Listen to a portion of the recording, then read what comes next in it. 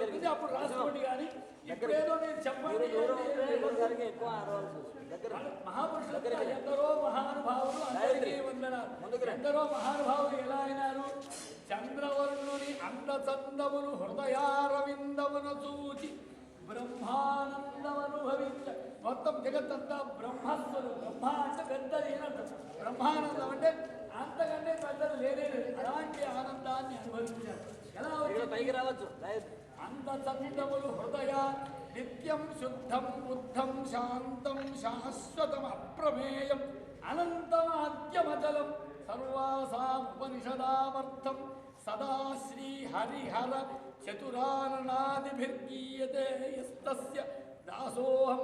ప్రపంచమంతా ఆయన యొక్క నామాన్ని ఉచ్చరించి భూపాదౌ యస్య నాభిర్వియత్ అసురనిల చంద్రసూర్యౌ చ నేత్రే కర్ణావాసాః శిరోద్యౌ ముఖమపి దహనః యస్య వాస్తేయమబ్ధి అంతస్థం యస్య విశ్వం సురనరఖగో భోగి గంధర్వదైత్యైః చిత్రం రమ్యతే తం త్రిభువనవపుషం విష్ణుమీశం నమామి. విష్ణోః క్రమోసి అంత ముందు చెప్పు. ఇదన్నమాట విష్ణు యొక్క రూపం. బ్రహ్మాండమంతా మొత్తం ఆయన పాదాలు ఉన్నాయంట, ఉన్నాయి. మొత్తం భూమండలం అంతా ఆయన భూపాదౌ. ఆ పాదాన్ని ముట్టుకొని ఒకసారి సాష్టాంగ నమస్కారం చేస్తే వారి తెలుసు. పాదయోర్ విష్ణుస్తిష్టదు అని అంటున్నాడు. మనమంతా అనుకుంటున్నాం. భూపాదు యస్య ఆయన మధ్య భాగం ఉన్నదా నాభి. యస్య నాభిర్వియతు ఆకాశమంతా ఆయన మధ్య భాగం. మొత్తం మొత్తం అసురనిల ఆయన ప్రాణాలు ఉన్నాయా అంటే అసువులు వాచారంట. అసువులు అంటే ప్రాణం. రామ్మ ఆసన్న అసో ప్రాణ అక్షోశ్చక్షు వేద అసురు అనిల వాయువు మొత్తం ఆయన ప్రాణమే. ఆయన కళ్ళున్నాయా? చంద్రసూర్యౌ చ నేత్రే. మొత్తం ఆ కళ్ళతో మనం చేసిన. అందుకోసమే యా సాగు రాజా వరుణో యాది మధ్యే సత్యానుతే అవపశ్యంజనానాం. మన ఎవరు చూడటం లేదు అని చూస్తా అంటే ఎవరు అన్నారట, అయ్యా నేను పండు ఎవరు లేని చోట ఈ పండు తినమని ఏకాదశి నాడు ఇచ్చాడు. ఏకాదశి నాడు పండు ఇచ్చి ఎవరు లేని చోట తినమన్నాడు. వాడు ఓడి ఇటు పోతే ఓడి కనపడే ఓడు శౌచాలయంలో పోయి ఓడి ఎటో పోయి ఓడన్నా అందరూ తలా పండు తిని ఎవరా తిన్నారా అని అందరు తిన్నారు. ఒకడు మాత్రం తెచ్చి గురువుగారికి ఇచ్చాడు. ఎందుకు రాని వదిలేదు? ఎవరు లేని చోట తినమన్నారు. భగవాన్ సర్వాత్ ఎక్కడ చూసినా ప్రియదసురనిల చంద్రసూర్యౌ చ నేత్రే. ఆయన దర్శనం ఎక్కడ కూర్చున్నా అదే అవుతుంది. కాబట్టి నేను ఎవరు లేని చోట నేను తినలేకపోయినా ఆయన అంతటా ఇక్కడే ఉన్నారు. స్తుహిశ్రుతం గర్తసదం అంతశ్చరతి భూతేషు గుహాయాం విశ్వమూర్తిషు. ఇదే మూర్తి అన్నమాట. అక్కడ చెప్పిన మూర్తి ఇదే మూర్తి. విష్ణోః క్రమోసి.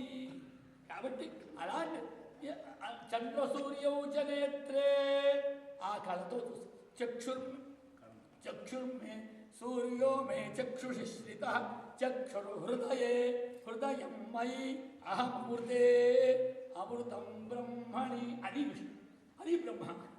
ఈ శివ ఇది ఎలా ఉత్పన్నమైంది? అందుకోసమే చివరికి పోయిన తర్వాత కూడా చెప్తారు. సూర్యంతే చక్షుర్గచ్చదు అంటే చిరిగిపోయిన నోటు ఎక్కడ రిజర్వ్ బ్యాంక్ నుంచి వచ్చింది రిజర్వ్ బ్యాంక్ చేరాలి. ఇక్కడ వచ్చిన నీళ్ళు సముద్రం ప్రహిణోమి.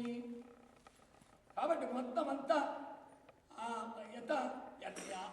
ఆకాశాత్ పతితంతోయం యథా గచ్చతి సాగరం సర్వదేవ నమస్కారః కేశవం ప్రతి గచ్చతి దృఢామేకో గమ్యః త్వమసి పయసామన్నవైవాలి. మహిమ స్తోత్రంలో ఒక్కసారి అందుకోసమే అఘోరాన్నాపరోమంతో మహిమ్నో నాపర. మహిమ్నము యొక్క ఆ మహిమ తెలుసుకొని దాన్ని అనుభవిస్తే నువ్వు ఏం చేయవలసి లేదు, అనుభవించు. మహేశాన్నాపరో దేవ మహిమ్నో నాపరా స్తుతి నాపరో మంత్రో నాస్తి తత్వం గురోపర. ఆ గురువే ఇది కృష్ణం వందే జగద్గురు. కాబట్టి ఆ స్థితి గురించి కర్మానుష్ఠానం కానీ ఇదంతా కూడా అందరూ బాగుపడాలని వారు ఏర్పాటు చేయడం, ఈ సంకల్పం కలగడం, వారి పుస్తకాలు మీరంతా ఎందుకు వచ్చి అదే ఉద్దేశంతో వచ్చారు. లేకపోతే నిస్వార్థంగా రోజు 2000, 3000, 4000 సంపాదించి బ్రహ్మాండంగా యజమానులందరినీ ఉద్ధరించి అందరినీ బాగు చేద్దామన్న అయినా కానీ ఆత్మోద్ధరణ ఉద్ధరే ఆత్మనాత్మానం ఎవరికి వారు ఉద్ధరింపబడి కాదు. వాళ్ళంతా ఒక్కొక్కరు సామాన్యులు కాదు, ఒక్కొక్కరు రోజు వేలకు వేలు సంపాదించేవారు. ఇవన్నీ శాశ్వతం కాదు, ఇది శాశ్వతమైంది. ధర్మో నిత్య సుఖ దుఃఖే త్వనిత్యే జీవో నిత్య హేతు.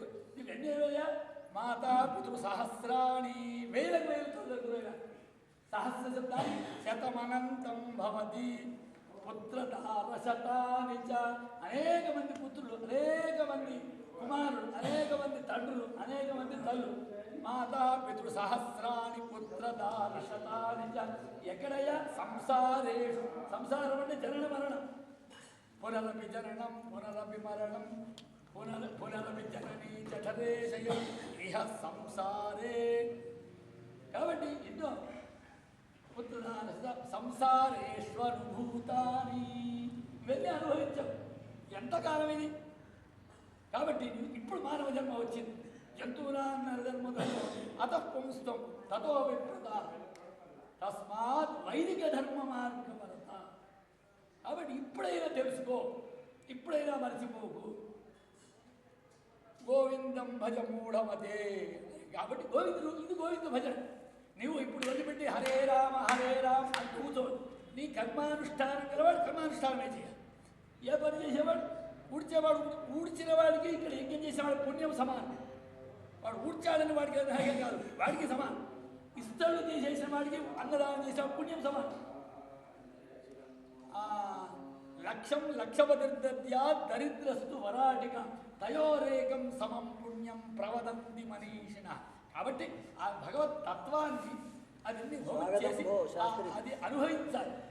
కాబట్టి వేదసు అనిల చంద్రసూర్యౌచనేత్రే కర్ణావాసా. మనం చెప్పిందల్లా ఆయన వింటాడంటే దిక్కులు మనకు దిక్కు లేదు, కానీ ఆయనకి ఇన్ని దిక్కులు మొత్తం. అది చక్షుషి స్థిత దిశో మే శ్రోత్రే స్థిత శ్రోత్ర హృదయే హృదయం మయి అహం అమృతే అమృతం బ్రహ్మ. మళ్ళీ తీసుకుపోయే అనుసంధానం. మన చేతికి వచ్చిన ప్రతి వస్తువు రాష్ట్రపతి దగ్గరికి రావాల్సిందే. ఆ పరమాత్మని అనుసంధానం ఉంటుంది. ఇవన్నీ ఈ దేశదేమిటి? దేవాన్ భావయత అనేన దే దేవా భావయంతువ పరస్పరం భావయంత శ్రేయ పరమవాప్స్యత. శ్రేయస్సు అంటే మోక్ష శ్రేయస్సు అంటే మోక్షం అనే అర్థం. ఏదో పైసలు సంపాదించడము, నేను పెద్ద దీక్షలు కావడం, సోమయాజులు కావడం, అవధాని పండితుడు, ఇవన్నీ ఏం కాదు. ఏ జగద్గురు అయినా సరే మళ్ళీ ఆ మోక్ష జ్ఞానం భిద్యతే హృదయ గ్రంథి ఛిద్యంతే సర్వ సంశయా క్షీయంతే జాస్తి కర్మాణి తస్మిన్ దృష్టే పరావరే. ఆ దృష్టి కలిసి సర్వే వేదా యద్వదమామనంతి తపాంసి సర్వాణి చ యద్వదంతి యదిచ్ఛంతో బ్రహ్మచర్యం చరంతి తత్తే పదం సంగ్రహేణ బ్రవీమి అని ఉపనిషత్తులు ఘోషిస్తుంది. కఠోపనిషత్తులో కఠినంగా చెప్పింది. ఏం లేదు, ఓమిత్యేతదు. అందుకోసమే ఉత్తమని చెప్పారు. యాభిరాదిత్యస్తపతి రశ్మిభిస్తాభిపర్జన్యో వర్షది. చెట్లతో పడుతుందంటారు కదా, సూర్యుడి ద్వారా వృష్టి. వసో సూర్యస్య రశ్మిభి. వసోహ నమ సూర్యుడు సూర్యస్. ఇదంతా పవిత్రమవుతుంది. పర్జన్యేన ఔషధి వనస్పతయ ప్రజాయంతే. వర్షము ద్వారా ఓషధులు వనస్పతులు ఇవన్నీ ఉత్పత్తి అవుతాయి. ఓషధి వనస్పతి విరన్నం భవతి. ఓషధులు వనస్పతులు. ఓషధులు అంటే వనస్పతులు అంటే ఏది పుష్పము లేకుండా ఫలం అవుతుందో, యా ఫల్నీర్యా అఫలా పుష్ప యాశ్చ పుష్పిణీ. ఆ పుష్పములు లేకుండా ఏది ఫలమవుతుందో అది వనస్పతి. ఆదిత్యవర్ణే తమసోధి జాతో వనస్పతిస్తవ వృక్షోథ బిల్వ. బిల్వం దానికి ఎప్పుడు పుష్పం కనపడదు, కాయ మాత్రం కనిపిస్తుంది. పనస చెట్టు. కాబట్టి అలాంటి పుష్ప ఫలములు కలిగినటువంటి ఇటువంటి స్థితిని మానవుడు పొందాలంటే మళ్ళీ కర్మానుష్ఠానం చేయాలి. అది ఎంతవరకు దేహాభిమానం ఉన్నదో అంతవరకు. అందుకోసమే ఒకటి చెప్పారు, గొప్ప ప్రాదుర్భావాన్. ఈ శరీరం రావడం వల్ల నాకు అర్థమవుతున్నది. అనుమితమిదం జన్మని పూర్వజన్మలో నేను ఇది చేశానని నాకు అర్థమైంది. జైల్లో ఉన్నాడంటే పూర్వంలో ఏదో చేశాడు, జైల్లో ఉన్నాడు మనకు తెలుస్తుందిగా. ఎవడో జైల్లో ఉన్నాడు, వీడేదో కృష్ణ జన్మస్థానానికి వచ్చాడు అంటే దానికి తగిన అర్హతను సంపాదించుకున్నాడు అర్థం కదా. ఈ మానవ జన్మ వచ్చిందంటే దీనికి ఏదో చేసి ఉన్నాడు, ఇక్కడికి వచ్చింది అందుకోసం జీవుడు అదే అంటున్నాడు. వపు ప్రాదుర్భావాత్, ఈ వపు అంటే శరీరం, శరీరం రావడం వల్ల అనుమితమిదం నేను ఊహించాను. జన్మని పూర్వజన్మ ఎందు పురారే నక్వాపి, ఒక రోజైనా పరమేశ్వర ఓ పురారే త్రిపురాసుర శత్రులైన ఓ త్రిపురా సంహారం అంటే జగత్తులందరూ స్వాధీనంలో ఉంచుకునే అవసరం వస్తే దాన్ని ప్రళయం చేసి లేకపోతే ఉత్పత్తి చేసేటువంటి మహానుభావ. ప్రాదుర్భావాదనుమితమిదం జన్మని పురారే నక్వాపి, ఒక్కసారి కూడా క్షణమపి భ్రమంతం ప్రణతవాన్.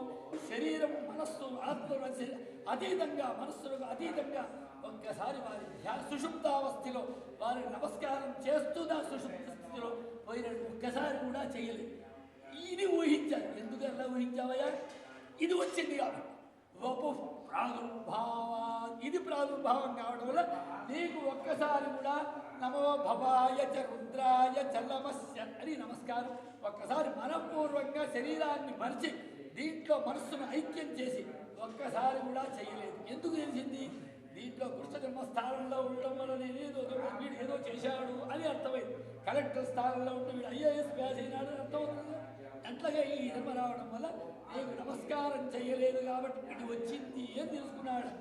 వపు ప్రాదుర్భావాత్ అనుమితమిదం జన్మని పురారే నక్వాపి క్షణమపి భవంతం ప్రణతవ. ఇప్పుడేం చేసి తెలిసింది. నమన్ నమస్తే రుద్రా నమన్, ఒక్కసారి నమస్కారం చేస్తే ముక్తస్థన్ ప్రత్యహమతనురగ్రేప్యనదిమ, నీకు నమస్కారం చేసినా మళ్ళీ శరీరం అంటూ రాదు అని నాకు విశ్వాసం. ఇదివరకు చేయలేదు కాబట్టి ఇది వచ్చింది. ఇప్పుడు చేస్తున్నా, మళ్ళీ రాదు. నీకు నమస్కారమే చేయను, దీంతోనే సమాప్తం. 2 గోళీలు ఇస్తే ఈ గోళీ వేసుకో, ఇంకోటి లేస్తే కదా వేసుకునేది, లేవనే లేవడు అన్నట్టుగా జన్మతో సమాప్తం. అటువంటి స్థితిని ప్రసాదించే విశ్వం భూతం భువనం చిత్రం బహుధా జాతం జాయమానం జయదు సర్వో యేష రుద్ర. ఆ రుద్ర అగ్ని, యో రుద్రో అగ్రౌ యో అప్సు య ఓషధీషు యో రుద్రో విశ్వా భువనా వివేశ తస్మై రుద్ర. అదే రుద్రుడు ఇక్కడ చెప్పబడ్డాడు. శివుడు, శివ శబ్దంగానే శివుడు తస్మై రుద్ర. కాబట్టి అలాంటి విష్ణు శివేన మే సందిష్టస్వ. ఇట్లా ఆ విధంగా అట్లా చేయకపోతే నీకు గతి లేదు. నువ్వు 6 రూపాయలు నమ్మకపోతే నీకు పని వెళ్ళదు. బియ్యం తెచ్చుకోకపోతే భార్యాభర్తలు లేకపోతే నువ్వు జీవించలేవు. కాబట్టి నువ్వు ఈ స్థితిలో ఉన్నప్పుడు ఇవన్నీ సక్రమంగా గవర్నమెంట్ ట్యాక్స్ కట్టేసి నేను బ్లాక్ మనీ కాకుండా వైట్ మనీ చేసుకో. జీవితం మనీలో వైట్ ఉండదు, బ్లాక్ ఉండదు. వీడు దొంగ సొమ్ము అయితే బ్లాక్ మనీ. అలాగే నీ శరీరాన్ని మనస్సును పవిత్రం చేసుకొని దాని ద్వారా భగవద్ ఉపాసన చేసి దాన్ని అనంతమైన బ్రాహ్మణస్య శరీరోయం క్షుద్రకర్మాయ నేష్యతే కృచ్ఛాయ తపసే చైవ ప్రేత్యానంద సుఖాయ. అందరూ ఇది చేయాలి. కుదరకపోతే దానికి సహాయం ఇంకొకరు త్వరలో పనిచేసి మనస్సు ద్వారా చేసి పారాయణం చేసి మనం ప్రతిగ్రహం రోజు చేస్తున్నాం. అగ్నిం వై జాతం పాప్మాజగ్రాహ హోమం చేశాం. చేస్తే మనం మంట తీసుకొచ్చి నీళ్ళలో పిండామండి. ఏమైంది? దీంట్లో ఉన్న మైలంతా నీళ్ళలో చేసి అలాగే హోమం చేశాం. అగ్నిం వై జాతం పాప్మాజగ్రాహ. అగ్ని ఆయన ఉపాసన చేస్తే తన వీడి పాపమంతా ఆయన తీసుకుంటాడు. జాతం అంటే వేదములు ఎవరి ద్వారా ఉత్పన్నమైనయో వాడు జాతవేదు. వీడి మొత్తం చరిత్ర తెలుసు కాబట్టి జాతవేదు. ఆయన ఏం చేశాడు? వీడి పాపాన్ని పోగొట్టాడు. ప్రార్థన చేసి హోమం చేస్తే తన్దేవా ఆహుతి పాప్మానమపాగ్రం. హోమం చేసి పాపాన్ని అంతా పోగొట్టు. ఎందుకంటే ఇంట్లో సంసార సముద్రంలో దాడాలి. ఆహుతినా యజ్ఞేనా హోమం చేస్తే ఏమైంది? అది అగ్నిలో నుంచి ఆహుతుల్లోకి వచ్చింది. ఆహుతినా యజ్ఞేనా ఆహుతుల ద్వారా యజ్ఞములోకి వచ్చింది. యజ్ఞ పురుషుడు యజ్ఞస్య దక్షిణాభి యజ్ఞంలో నుంచి దక్షిణలో అందుకోసమే ఆపంత్వాగ్నే మనసాపంత్వాగ్నే తపసాపంత్వాగ్నే దీక్షయాపం నిన్ను పొందాడయ్యా ఉపసత్ ఆపం త్వా అగ్నే అగ్నే నిన్ను పొందిదిని మనసాపం త్వాగ్నే తపసాపం త్వాగ్నే దీక్షయాపం త్వాగ్నే ఉపసద్భి ఆపం త్వాగ్నే దక్షిణాభిరాపం త్వాగ్నే వశయ అది ఈ విధంగా వారిని ప్రార్థిస్తే చేస్తే వారు ఏం చేస్తారు నువ్వు నిజంగా చేశావా లేదా అని పరీక్షించి బంగా శ్యామికా విశుద్ధి శ్యామికా హేమ్న సంలక్ష్యతే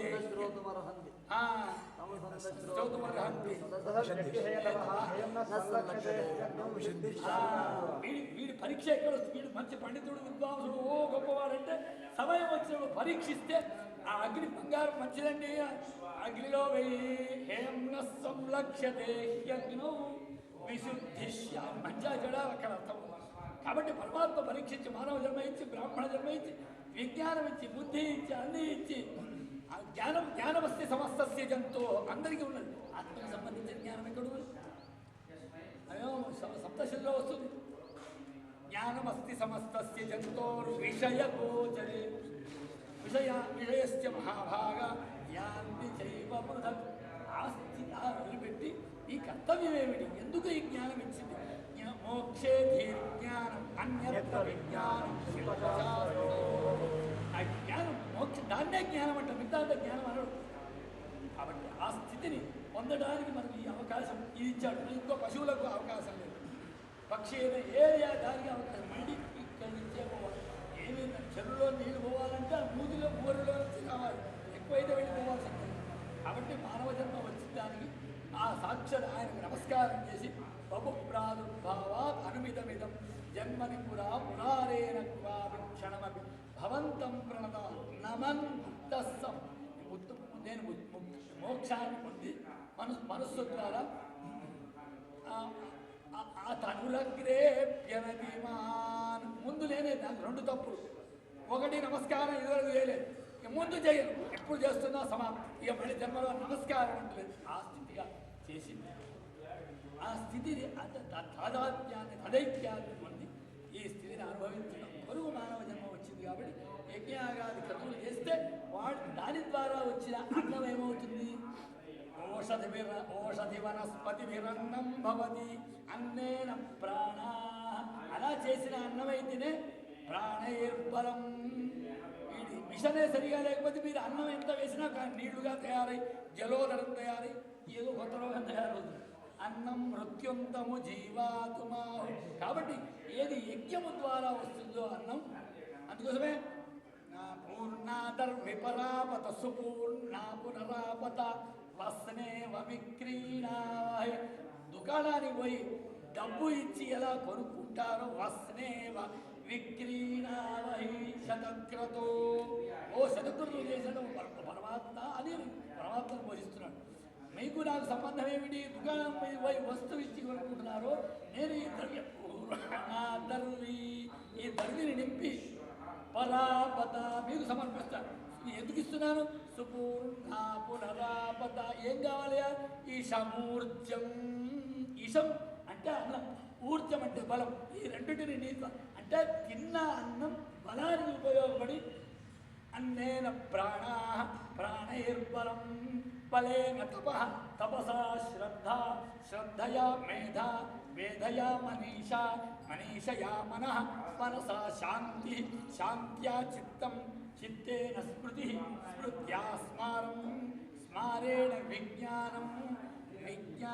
విజ్ఞానేనాత్మానం వేదయతి అన్నం ఏం చేస్తుంది అన్నం తస్మాదన్నందనం సర్వాణ్యేతాని దదాతి ఒక సన్యాసి వారి ఇంట్లో వచ్చేసాడు వచ్చేస్తే వాడికి పోతూ అక్కడ వెండి గిన్నెలో పెట్టారు ఆ వేడి అన్ని తిని చివరికి పోయి కూడా ఆ వెండి గిన్నె చెప్పలో ఏమిటి అరే వీడి ఇంటికి గిన్నె పోయితే ఎందుకు పుట్టు పోయినా పోయినప్పుడు ఏ చెట్టు కింద కూర్చుంటాడు సరే ఆయన పాపం ఏం తెలియదు అది పోయి ఒక చెట్టు కింద కూర్చొని తీస్తే అంటాను వెండి గిన్నె ఇది ఎక్కడి నుంచి వచ్చింది అప్పుడు వేసుకున్నాడు ఆయన అంటే ఆ అన్నం తినడం వల్ల ఈ సంకల్పం కలిగింది ఉండడం వల్ల ఇంత పరిస్థితి తీసుకుపోతుంది. కాబట్టి ఇదేది యజ్ఞము ద్వారా వచ్చిన అన్నం. అయితే విజ్ఞానభవని పర్జన్యానంద సంభవ ఇష్టం వచ్చిన ఉత్పత్తి చేస్తే హైబ్రిడ్ వల్లే ఉపయోగం లేదు. దానికి పైన రోగం వచ్చి అందుకోసమే చూడండి మరి శంకరుడు చెప్పారు ఒక మాట, ధ్యానేన చేత పరతాహతాదే. అయ్యా పరమాత్మ ఆయన అక్కడ కారటిలో పుట్టి ఇక్కడ వచ్చి జగన్నాథ స్వామి వెంకటేశ్వరి నమస్కారం చేస్తూ స్తుత్యానయా వాక్పరతాహతాదే, నేను స్తుతించాను అంటే వేదం ఏం చెప్తుంది, అతీతం యతో వాచో నివర్తంతే అప్రాప్యం. మండి బ్రహ్మాండంగా సుషుప్తి గాఢావస్థ నిద్రలో పోయినా ఎట్లా ఉన్నదో చెప్పమంటే వస్తుందా? అది ఎట్లా ఉంటుందో చెప్పలేదు, వాక్కు చెప్పలేదు, మనస్సు ఊహించలేదు. ఆ స్థితి పరమాత్మ, అతీతమైన పరమాత్మను ధ్యానేన చేత, నా ధ్యానము ద్వారా ధ్యానం చేశానంటున్నావు. ఏం చేయకూడదు ఈ ధ్యానానికి అన్నాడు ఆయన. అతీత పంథానం తవచ మహిమావాన్ మనసయో. కాబట్టి ధ్యానము ద్వారా అందేవాడు కాదు, వాక్కు స్థుతి ద్వారా అందేవాడు కాదు. యాత్రామయా సర్వగతాహతాతే, నేను తిరుగుకుంటూ వెళ్ళాను అంటే అక్కడ లేడని ఇక్కడ వచ్చి నమస్కారం